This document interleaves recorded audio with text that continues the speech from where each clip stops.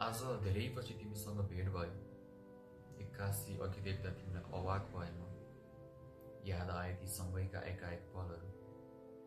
तिमीलाई देखेकै क्षण तिमीलाई अँगाल्न मन थियो, तर अफसोस तिमी मेरी रहेनौ, त्यसैले म बसिदिएँ अचल गरौँ।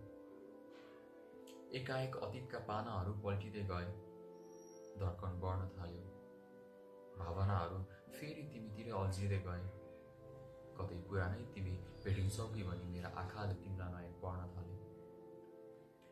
भेटाइ चाहिँ लायो उही मेरी तिमी, एकाएक आँखाका कुना रसाउन थाल्यो। ओठको मुस्कान पनि रोक्न खोजे, तर तिम्रा सामु आफ्नै ओठले मलाई फसाउन थाल्यो। मलाई देख्दा तिम्रा ओठ पनि नमुस्कुराएका कहाँ हुन् र? तिम्रा नयनहरू पनि मलाई देख्न चाहन्थे, सायद उनीहरूले पनि तिमीलाई नफसाएका कहाँ हुन् र? तिम्रा आँखाहरू पनि रसाउन चाहन्थे, सायद जबरजस्ती तिम्रो ओठले आँखालाई नहसाएका कहाँ हुन् र?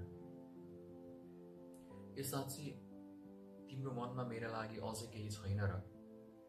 के गलत पढेका हुन् मेरा आँखाले तिम्रा आँखाहरू? किन अकमकाए चाहिँ गर्यौ तिमी मसँग बोल्दा? कि अनायासमै डराएका हुन् मेरा सामु तिम्रा भाकाहरू? किन अकमकाए चाहिँ गर्यौ तिमी मसँग बोल्दा? कि अनायासमै डराएका हुन् मेरा सामु तिम्रा भाकाहरू?